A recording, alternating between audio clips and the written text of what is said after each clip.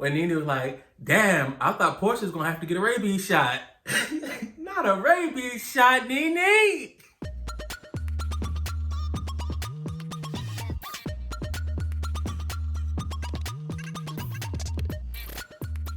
We're going to go ahead and get into this last episode of Real Housewives of Atlanta. Thank y'all for coming back for another Real Housewives of Atlanta recap. Before we start, make sure y'all please subscribe. Hit that bell button when you do. Like, comment, leave your boy a message. Just so we can keep this party going and having a good time. Thank y'all for coming back. But like I said, we're going to go ahead and get into another recap of Real Housewives of Atlanta, episode 6, season 12. This episode started out a little slow. I think I still, for some reason, feel like I enjoyed the scenes with all the girls and all the different scenes, but they seem flat. Not the girls or anything, but the scenes for some reason just seem flat. I don't know if I'm looking for something else. I think they made a mistake by playing the recap of season 7. So before the new episode came on tonight at 9, they played a recap of season 7. And season 7 was it. And so it's like now we're kind of comparing previous seasons to this season. Well, I know I am. Maybe I should stop doing that and just enjoy the show for what it is. I don't know. Y'all let me know what y'all think. But we start out with Porsha and Tanya. I will go ahead and deem them freaking frat 2.0. Maybe? No? They give me good energy. Like I said last time, Tanya is a ball of fun. I enjoy her when I see her. She always is saying something crazy. And she just seems so like relatable. It's like she literally is, I'm going to come on this show and I'm going to be myself and y'all going to enjoy me or y'all not going to enjoy me. That's up to y'all. I don't care. But I really enjoy her, her and Portia's energy together. Portia's always so extra, which is entertaining for TV, and we're good to see. And we see that the girls are planning a trip to Carnival in Toronto, where Tanya is from. Now, if you follow Real Housewives of Atlanta, like I follow Real Housewives of Atlanta, I mean, like fan pages, I follow almost all the girls that are on this season. You know that means some drama is coming. Some things go down in Toronto. Looking online, apparently Dennis and Portia get re-engaged, like she said, in Toronto. So a lot of stuff is going to stem from this Toronto trip that's going to get the ball rolling with a lot of drama that's going to happen the rest of the season. So make sure y'all catch up. Y'all watch, y'all come and talk to me about it, and let's keep this thing going. So, Kenya and Marlo beef. So, when Portia and Tanya were talking, they were saying how all the girls are supposed to be coming to the party, and Portia's like, well, Kenya's not coming. And they flashed to a clip of Kenya saying some, shady stuff. That's what they do. Some shady stuff about Marlo, but I'm confused about their beef. Is it because they share a friend with Nene? Well, not even a friend. I don't know. It's just, their beef seems so weird to me. Maybe I'm missing something. Maybe I forgot about something that happened. But I don't get the beef with Kenya and Marlo. Somebody fill me in. I don't see it. I don't get it.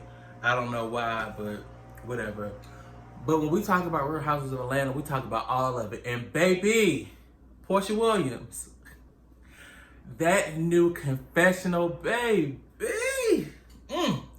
Porsha Williams, you get 10s across the board with that one. That new confessional with that all black and like half shoulder and dramatic and her all black hair. I love me some straight black hair on a female.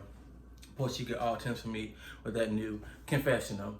And then we sit down with Todd, Kandi, and Kayla. Now, is it me or every season, I ain't even gonna say scene, every season we are introduced to another room in Kandi Burruss' house? Like, bitch, where do you live? How much space do you have? And can I stay with y'all? Every season, we see a new room in Kandi Burruss's house. So I guess this is their playroom, their den, probably one of 5. I don't know. But that interaction with Kayla and Todd was a little cringy to me. She just seems so, I don't want to say depressed because I can't diagnose anybody with depression. And I feel like we need to stop using that term so loosely because it is a mental health diagnosis. But she seems very like down and disjointed from the family. I don't know. I just hate that every time that Kayla's in the scene, it's like we try to pit her, and I say we because the viewers try to pit her against the family like she's an outsider or an outcast. But just this interaction, and it wasn't anything thrown to Kandi and her family or anybody else. It was just directed to Todd. But I feel like he's just like whatever about it, which seems, sad. I could be totally wrong, but just my interpretation of the interactions and how it was just like, okay, I'm gonna try to do better. But it seemed like, I don't know, I feel like he's just saying that to like pacify her or to say I'm gonna do better because Kandi talks about in the next episode how they're not talking now, how Todd and Kayla aren't talking. But I don't understand, like, as a parent, how do you not communicate with your child? And then 2, as a parent and the child lives in the same home as you, how do you not communicate? Like, I'm interested to know, why did Kayla leave New York to live with Todd in Atlanta? But she said she has a good relationship with her mom. I'm interested to know what that's about. Also, if she did decide to leave, like just saying there's more opportunity in Atlanta, what have you, whatever, it seemed like she would be moving with the notion, or they would have the understanding that they would have a close relationship. Like, was their relationship ever like really close, or was it like after she decided to move to Atlanta and live with him, did it become close, or did she always live in Atlanta? One thing that I do enjoy about Kandi's storyline, a lot of people say she's boring. My girl is not boring. She always talks about like real issues. Not saying none of the other girls don't, but Kandi's storyline is never, I don't want to say never because she had the whole thing with Portia a couple seasons ago, but rarely is it just drama with the ladies. It's always some sort of like family aspect tied into it. And it's very interesting. I don't know if that's the social worker in me, or that's just the nosy or that's just the nosy viewer in me. But I would love to know more about like Kayla's interactions with Todd and her mother, and how she came to live with Kandi and Todd versus staying with her mother. And I don't know, but it's interesting. But it was sad, like her energy just seemed very like heavy, and like they wanted me to do this scene, or we really got real stuff to talk about. Excuse me. We really got real stuff to talk about, and I don't want to do it in front of this camera because it's just gonna be, I don't know. It was just so heavy and so weird. It just seemed, I don't know, it just seemed weird. But then we come and we're getting ready for Marlo's wig launch, which, yeah, you right. I know what you think. We're gonna get into her wig launch later. But Kenya Moore is talking about her hairline product. And I asked the question to my followers on Instagram and Twitter, asking them, have they seen Kenya Moore's hair care products while shopping? Now, granted, I do understand that her hair product line is exclusive to Sally Beauties. Correct me if I'm wrong. So I guess if you don't shop or haven't been shopping at Sally's Beauty Supply, you won't see the products. I don't know. But I just asked the question.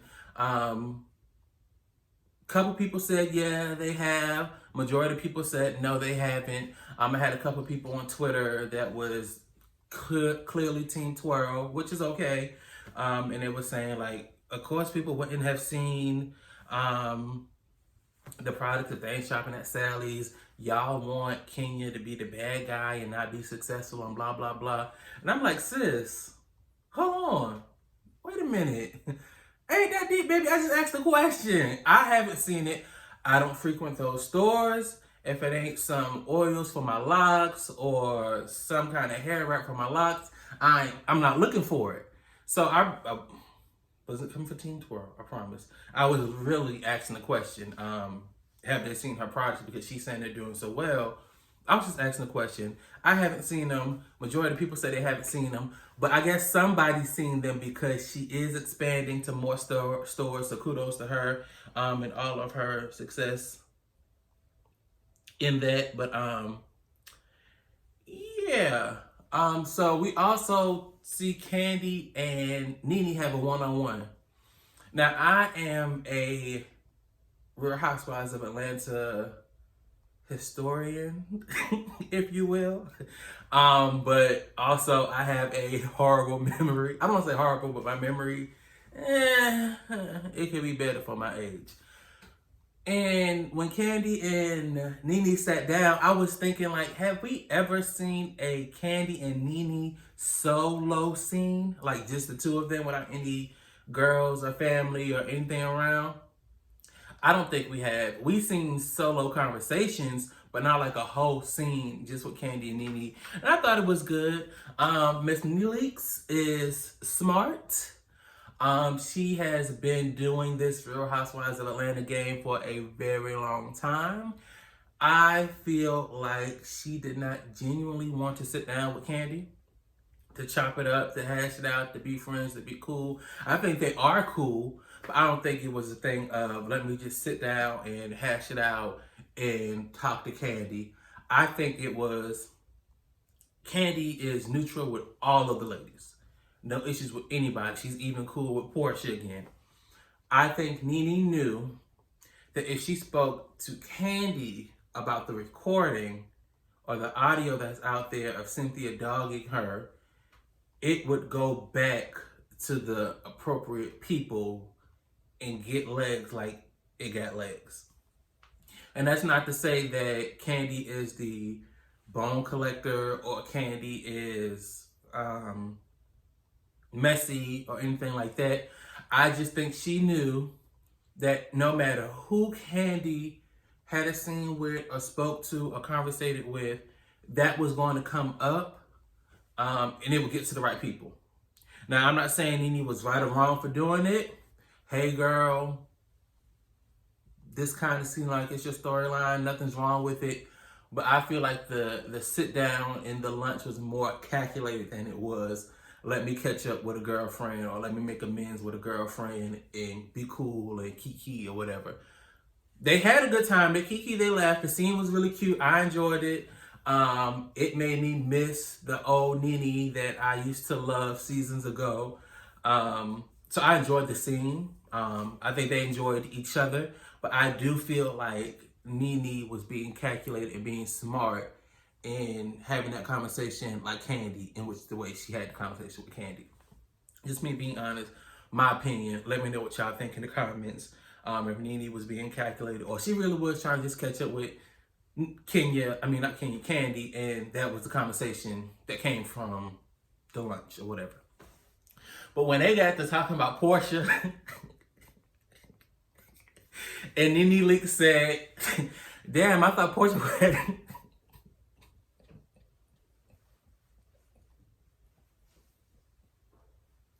Yeah, I promise you I'm done for real.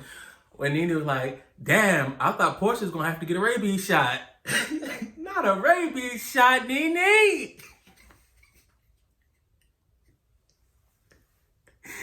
Oh my God, that was like, you don't want to laugh at somebody and then news plastered all over the blogs, whatever, but that was well placed and it was funny and it wasn't like a dig at anybody, but that was funny because they were saying like the bestiality things with Dennis and having to get a rabies shot.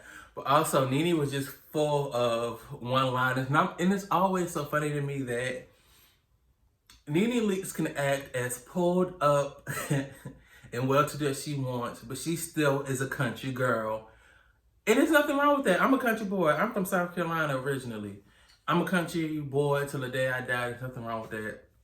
But when they were talking about all the new mothers, and Nene was like, Portia's a new mom, Kenya's a new mom, Eva's having a baby, and Kandi like, oh, I'm having a baby too.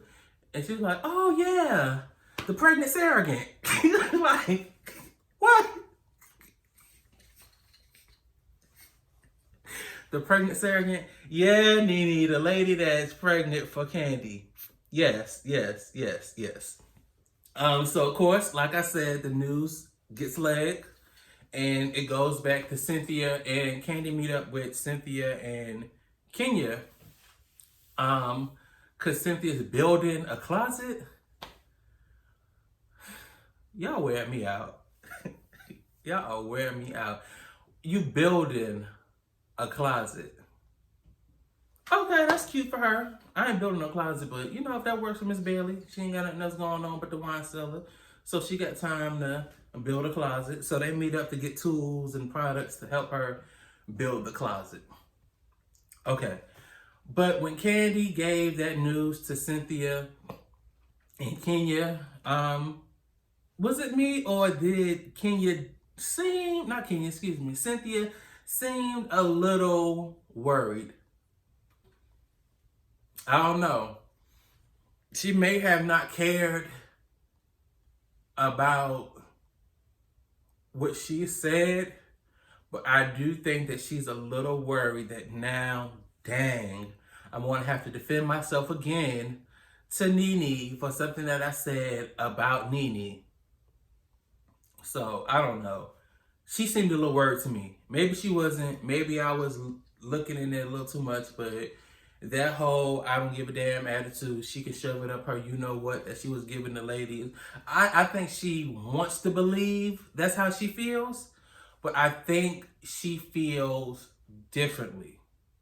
Or again, maybe she doesn't care and it's just now, damn, I have to defend myself again against another comment. I don't know. It was just, to me, she felt like she was worried a little bit. But now we get ready for the main event. Everybody's preparing, getting dressed, heading over to Marlo's hairline. Now, when Eva called Cynthia and she was like, hey, Marlo texted me, but I'm not coming, blah, blah, blah. Why not just reply? She was telling Cynthia how, oh, I didn't reply, blah, blah, blah. You don't reply because it's not bothering you, or you're unbothered, or you don't want that energy, but you feel the need to call your friend to tell her that you're not going to reply. Just reply. Thanks, girl. That's it. Nothing more, nothing less. But y'all know how I feel about Eva. Just whatever, girl. So not Eva. What's the girl name? Y'all know my head. Too many girls, too many names. Too many girls, too many names. What the girl name is? Portia. Portia, Shamia, and Tanya are heading over to the wig launch party. Baby, Portia, I gotta get you together on every episode. Why though? Portia, you my girl though. But baby, that wig.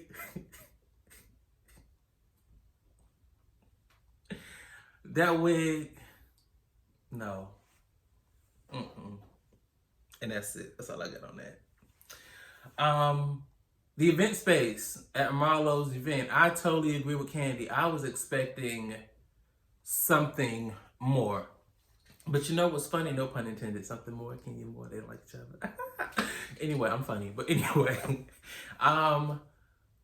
what I'm noticing about Marlo is she really is a stunt queen. A stunt queen is someone who will take someone else's coins or resources and stunt. Like, the newest this, the latest that, that's blinging, that's nice, that's this, that's that. But then when it comes to their coins or their event or there's something they're putting together, it's like a housewarming party. This is nice, this is cute, give me a drink, give me something to eat, and that's it. Because like I said, I'm a whole total round Real Housewives of Atlanta fan. And Marlo had several events this summer and early fall. One was it Fendi? I want to say it was Fendi, and she and all the girls that went got a bag or something like that. I want to say it's Fendi. I could be wrong. Event just nice. It was in the Fendi store, but it was just nice, dope event. But did somebody at the Fendi sponsor that event? Like, is that why it was dope? And of course, Marlo doesn't have Fendi money, so I'm not trying to say that. I'm just trying to make an example. I know she don't have the money like the brand Fendi has. But what I am saying, the point I am trying to make is Marlo Hampton, that event was lackluster. It was plain, and I get people are doing the minimalistic, view, clean, modern, but it was just empty. It seemed chaotic. I don't know if that's because of the editing or what, but like the game seemed all over the place. It just got chaotic. And then it got more chaotic when Kenya Moore came in with this two-piece band, like Nene said, this two-piece band that Kenya Moore had. And it was just all over the place and just, it was a mess. Couple points about this two-piece band. One, Kenya Moore, again, I want to like Kenya more than I already do like her, and I'm trying. But I feel like she was stretching the truth a little bit. Now, Brooklyn may have been sick. Okay, let's say Brooklyn was sick. But even if you didn't think you were going to make it, you still had time to pull together a two-piece band, marketing, products, all this stuff for an event that you think that you may attend. Just say that you were going to come and you wanted to be messy and you wanted to get back at the girls for talking about your products. I will accept that more and laugh and kiki with you. These are Kenya Moore tactics. Just like when she came to the party that day, I think it was a Shoe Dazzle event that Nene was having seasons ago, maybe in season 5, maybe her first season. And she came in the fishnet swimsuits with the butt pads, marking Phaedra. She owned it. She knew exactly what she was doing, and it was funny. It was well done, well placed, funny. Just own it. Don't try to be like, well, I was actually. It was just whack. The whole idea, though, was tacky. It was a bit extreme. I thought it was a little too much. It was good for TV because Kenya Moore is good for TV. And baby, when Tanya got on that mic and was screaming, Tanya screaming on that mic is a mood, a meme, everything. That thing had me rolling. If y'all do not know what I'm talking about, please go back and watch Tanya scream on that mic. TV Gold. That was hilarious. And I thought Marlo handled herself really well at first. She was very like, y'all give her Kenya Moore, her new products, they're awesome, they're beautiful. She should have stopped there and then called security privately. That's how you get her. I'm about to act like, oh yeah, hey girl, thank you so much. Get off the mic. Somebody call security, get her out. That whole yelling for the girls to come, and now it's like we're on the playground and the cool kid came. No, guys, come back over here and play with me. That's what Marlo was giving me. And it's like you were handling yourself so well. Snatching the drink out of her hand, all that stuff, and then saying, like, that just, I think that went a little left. I think you had great composure when it got all the points for what you did at the beginning, and then I guess Kenya was there a little too long and you feel like you didn't have control of your event anymore. And then you just lost it and just started being who Marlo is. Just, off-putting and going a little too far. Like, just going a little too far. And Nene Leakes leaving. Okay. I mean, I look at it two ways. Yeah, if you would have stayed, they would have made it about you and you probably would have gotten the drama and you don't want to be in the drama, so leave. I get it. And then the other hand is like, come on, it's your girl. The girl who don't like both of y'all is here ruining my event. stay and just, even if you don't say nothing, just stay and keep your girl calm and cool. Because I promise you, if Marlo would have left Nene, Nene would have not been happy and would have had a lot to say. And Yvonne, again, why are you here? You serve no purpose. Please leave, exit stage left or right, whatever, jump off the stage. I don't care. You look really foolish chasing after Nene, and Nene literally gave you the deuces and drove off. And you just, I don't know if you, like she said, I don't know if you were drunk or what, but you look silly chasing after her. You're a grown woman, don't do that again. But that's it. That's Real Housewives of Atlanta season 12, episode 6. It was good. I enjoyed it. Make sure you guys like, comment, subscribe, hit that bell button, watch it. Follow me on Instagram, Twitter, at Zay Said, and come back for another view and another recap because Zay said so. Bye. Love y'all. Peace.